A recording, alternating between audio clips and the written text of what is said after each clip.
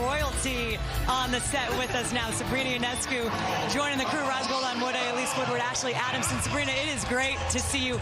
We're going to relive some of your tournament memories in a bit, but let's start with some thoughts on your Ducks in the first half. You flew in from LA to see them today. I did.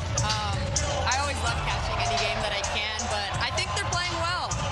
I think they're playing really well. It's nice to see Niara out there in Sedona, you know, having overlapped with them for a year. So excited to see how they're going to continue to grow as well. You know Coach Graves, obviously, having played for him. What's his style like in the locker room at halftime? What do you imagine he's saying to the team, and how is he saying it? Do you want me to impersonate? Yes, please. Please, let's see that. He's not happy right now. You know, he's kind of one of those coaches that holds you to a really high standard, no matter who you're playing, no matter what time of year. And I think that's ultimately why, you know, we always end up playing really well in March. And so he's not happy, and they have to come out in this third quarter and really, you know, punch and keep extending the sleeve. How much do you keep in touch with the current team and help them out and mentor, or are you just way too busy with everything you have going on? No, I talk to them a lot on social media, of course, but, you know, just being able to talk and come back to Eugene a couple of times and catch a couple practices and talk to the team is always fun. So I always kind of want to be, you know, someone that can, you know, they can talk to about anything. It's some of the same, you know, coaching staff, so I kind of know how Kelly's like and what they kind of need guidance with. You know, I've really enjoyed getting to know how you've built out your brand and business since graduating. But right now, these are the days of NIL, name, image, likeness. How do you reflect on all of that and wisdom and advice you would give to these young players? Man, if I was here. You would have flourished.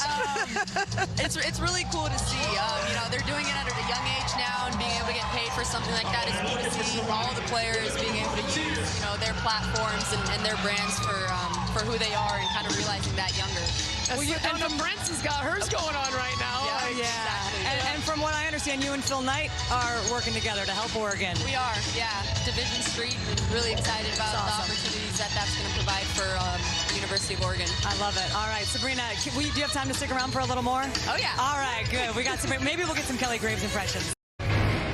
Well, 2 years ago, Oregon won the Pac-12 tournament. Sabrina Ionescu, 20 points, 12 rebounds, 8 dimes, and a big win over Stanford. Oh, tournament MVP. I remember this like it was yesterday, putting cupcakes in Kelly Graves' face, cutting down the net. Sabrina back with us now.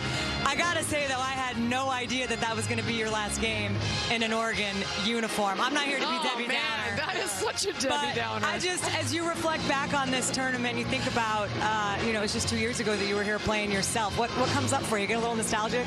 Of course. I mean, walking through the tunnel and being like, wow, 2 years ago this place was packed, and, you know, it was kind of the story that we were writing for ourselves to win a national championship, and it was almost too good to be true. You know, our family, our fans, it was sold out with, you know, Oregon fans, and it being a last game, being able to cut down nets, being able to, you know, throw cupcakes in Coach's face, it kind of, looking back now, it was like it was meant to be that, you know, we won that game and we're able to do it here.